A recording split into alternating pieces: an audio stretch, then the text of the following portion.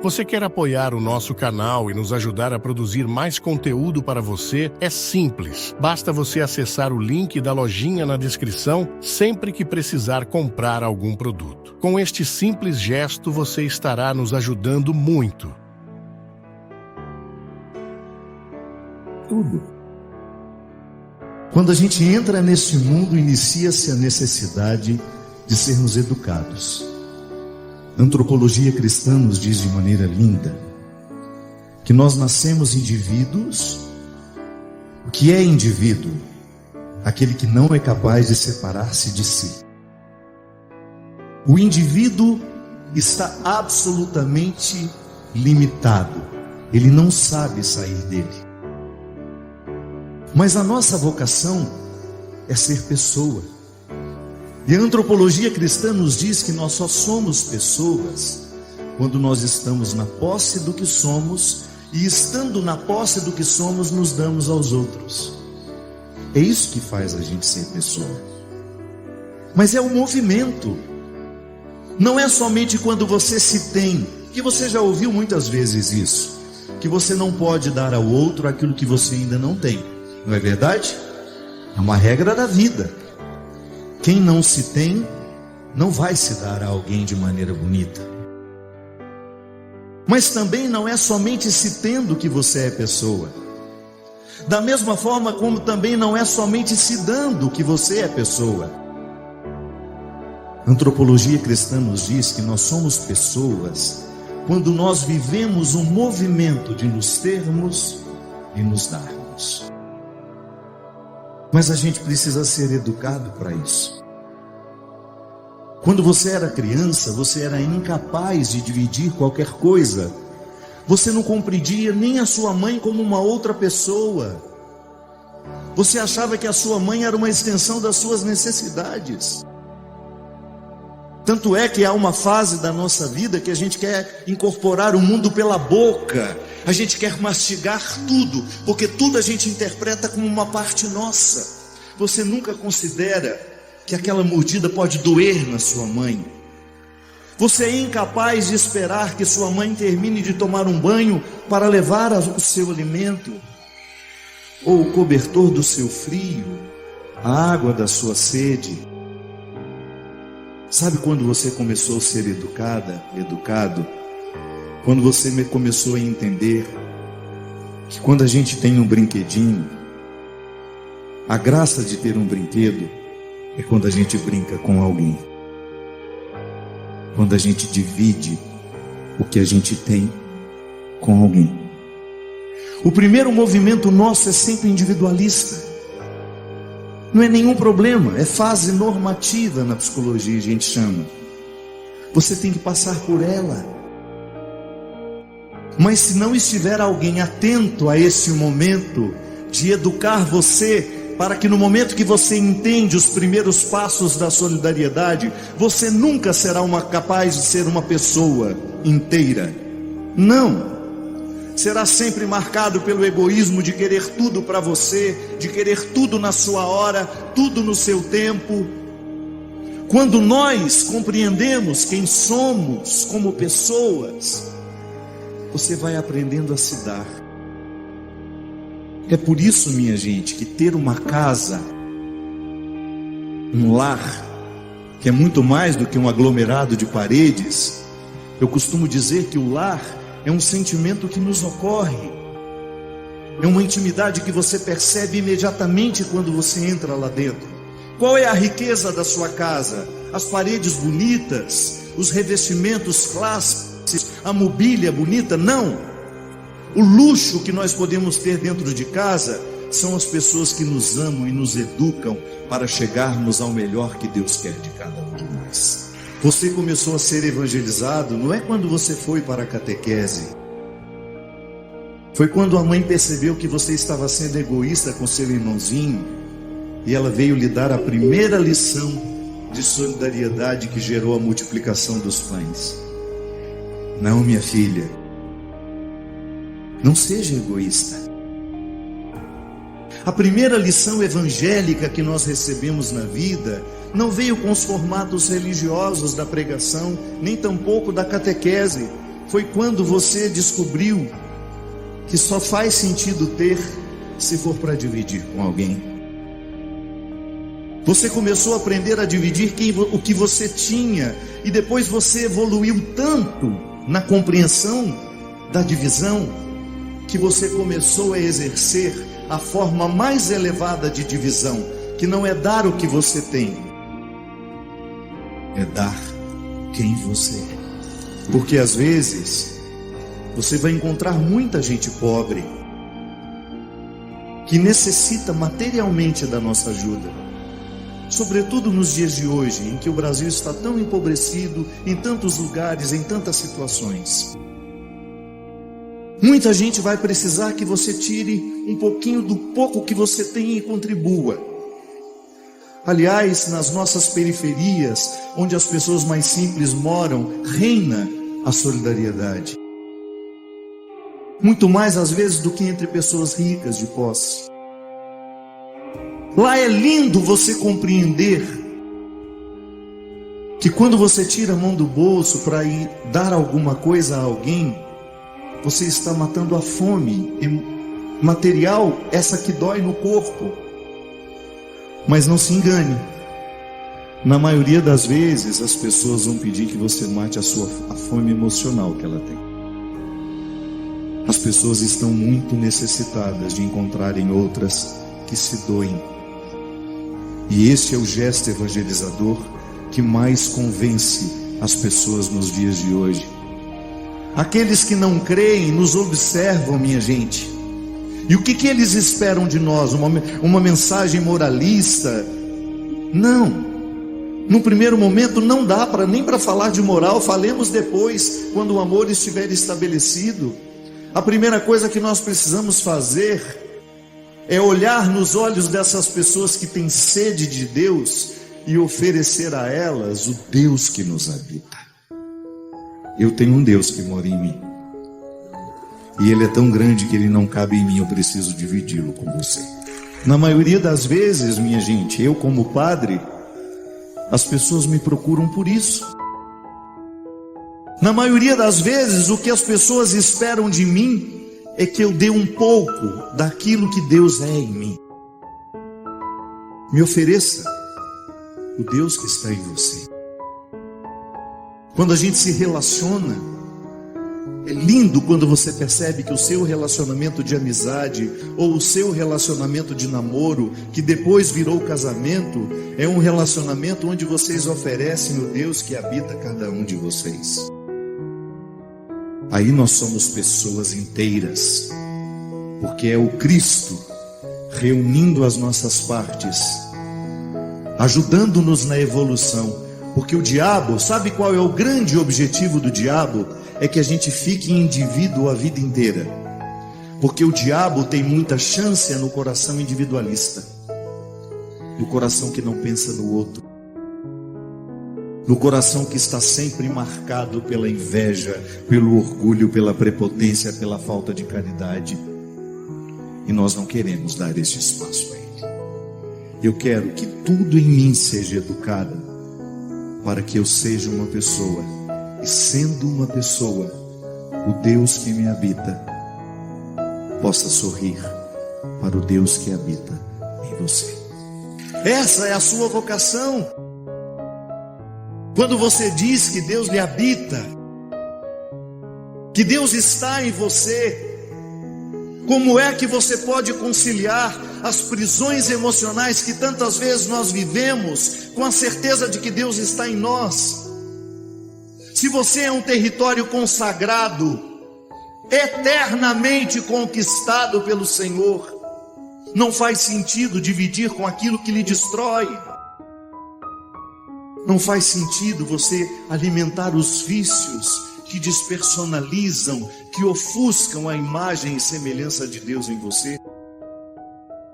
Não faz sentido você alimentar aquele namoro, aquele relacionamento promíscuo, indecente, desrespeitoso, onde você se sente muito mais uma praça pública, onde o outro joga o seu lixo emocional e não está nem um pouco preocupado com o mal que ele lhe faz.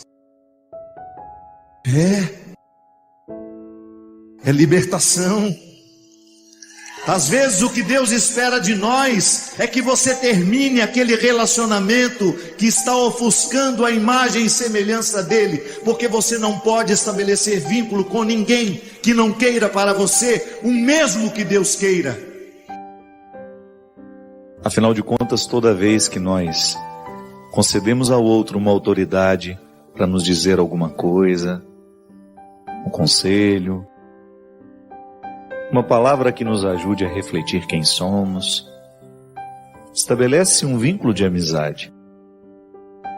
A Sagrada Escritura nos mostra, de maneira muito precisa, que o verdadeiro amigo é aquele que nos conduz pelo caminho do bem. Vários textos em Eclesiástico, você tem também nas cartas de Paulo, ele falando da amizade que ele nutria por pessoas que o encaminhavam ao coração de Deus. É verdade. Um amigo de verdade, um amigo verdadeiro, é aquele que faz um vínculo entre nós e aquilo que Deus quer que a gente seja. Porque às vezes nós temos muitos companheiros pela vida fora. Companhias, no dia a dia, pessoas que a gente encontra, com quem a gente fala o tempo todo. Hoje nós temos 1000 recursos que nos deixam em contato um com os outros. Sobre o que falamos? Quem são as pessoas que de fato despertam em nós o desejo de ultrapassar as aparências? Porque isso é tão necessário, minha gente.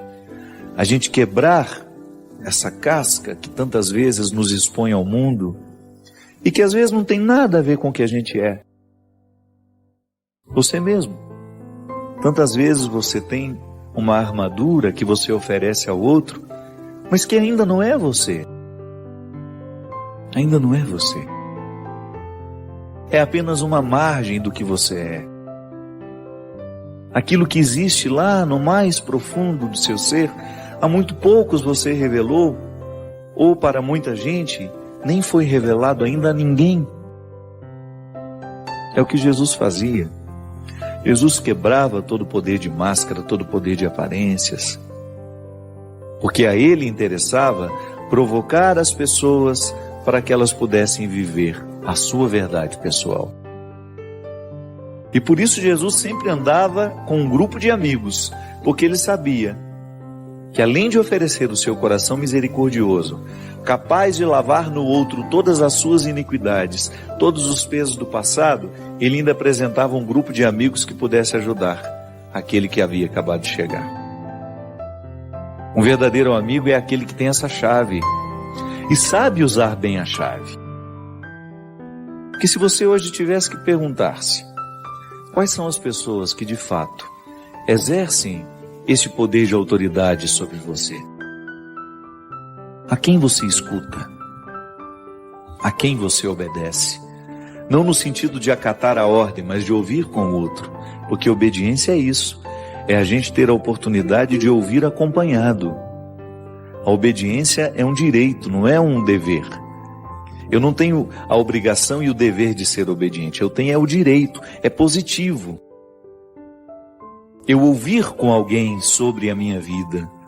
Eu discutir com alguém as decisões mais difíceis que eu preciso tomar.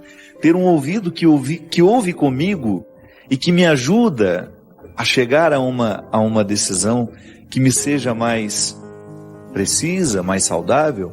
Isso é obediência. Eu exercer ao lado de uma outra pessoa a escuta. A amizade é um processo que nos enriquece muito. Porque nós temos a oportunidade de ouvir com o outro aquilo que nem sempre nós sabemos ouvir sozinhos. O outro nos ajuda a decodificar a realidade, a situação. E às vezes nós somos tão perdidos na vida porque nos falta ouvir o que a própria vida está nos dizendo.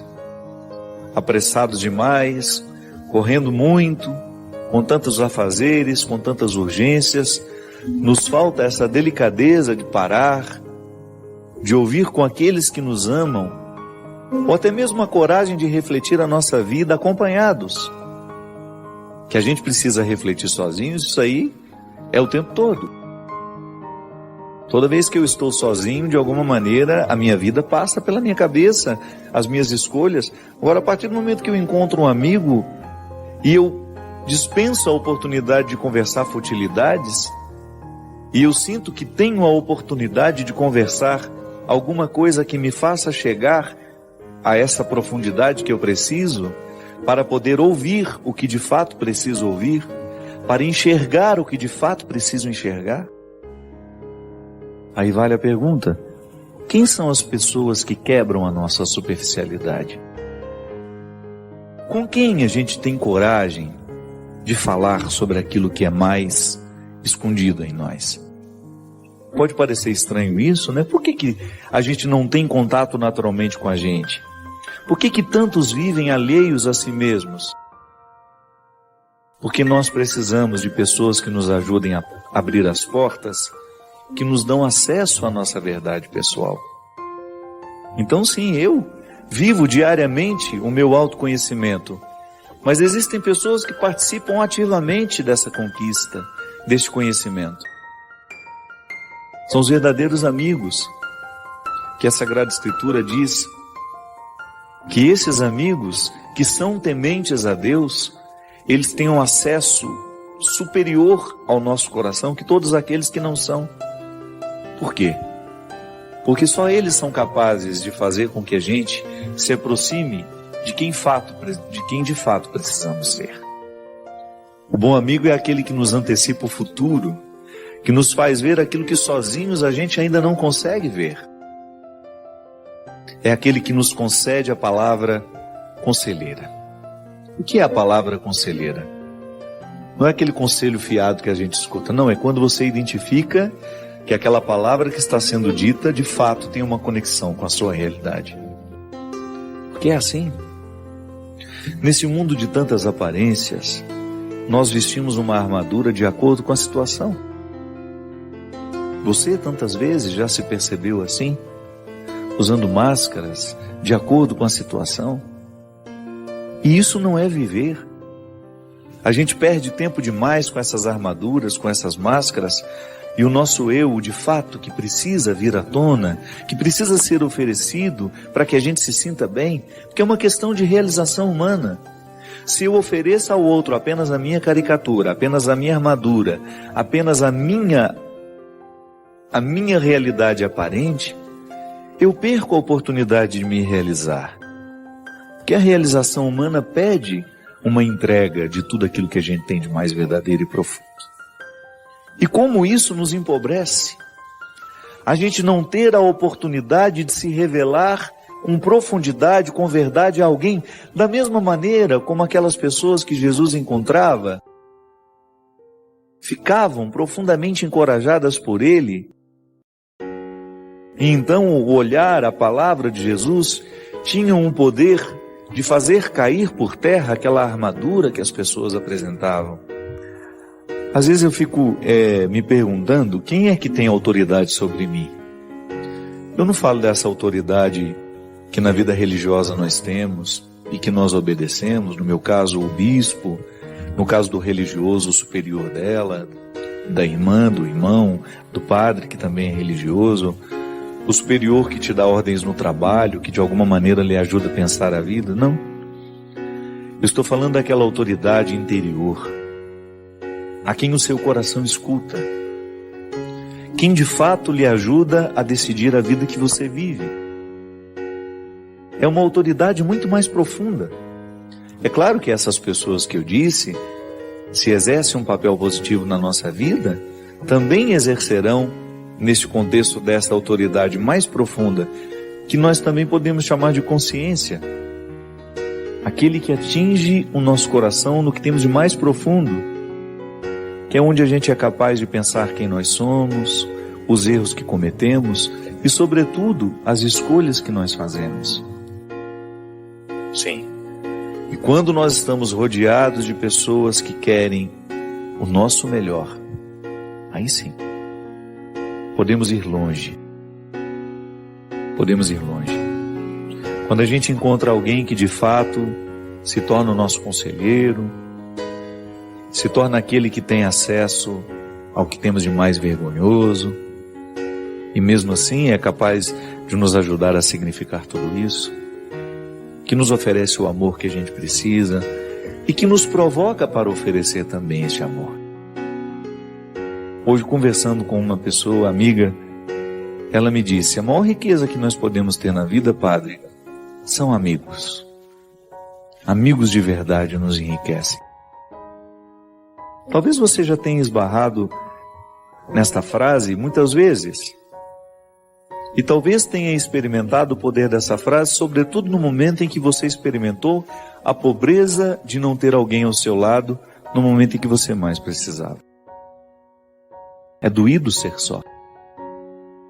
É doído você ver partir pessoas que significavam tanto na sua história, assim como a Sagrada Escritura nos diz, alguém que te aproximava da sua melhor parte. Por isso é tão doído perder pessoas que nos amam de verdade. É como se o nosso mundo perdesse a sua riqueza, o seu brilho. Porque o bom amigo, ele nos faz experimentar a amizade com tanta profundidade que a gente se torna um bom amigo para o outro que vem depois. Quem nunca teve um bom amigo terá dificuldade de ser amigo para o outro. Que é um aprendizado. É um aprendizado que vai acumulando dentro de nós virtudes, não é? À medida que nós experimentamos uma amizade verdadeira, nós vamos ficando mais virtuosos. A gente vai aprendendo a ouvir. Que é amigo aprende a ouvir. Não só fala, mas aprende a ouvir. Vai exigir de nós paciência, vai exigir de nós temperança, equilíbrio, e assim vamos. Não te aconselhes com o invejoso e de quem tem ciúme de ti, e escondendo os teus planos.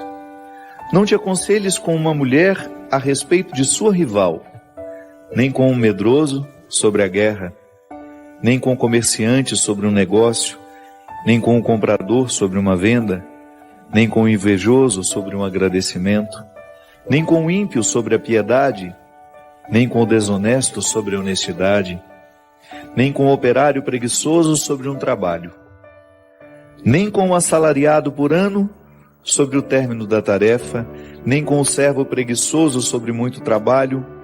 A nenhum desses deve procurar para conselho algum.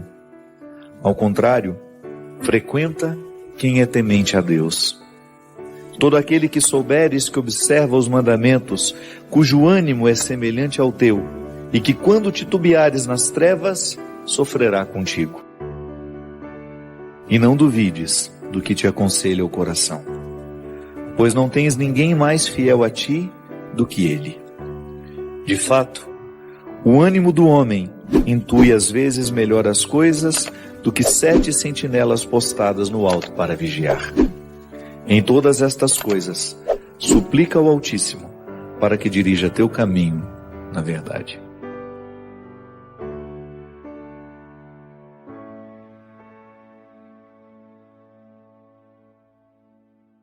Agradecemos por fazer parte desta comunidade. Nos deixe saber suas reflexões nos comentários, inscreva-se para não perder futuras explorações e convide seus amigos a explorarem conosco.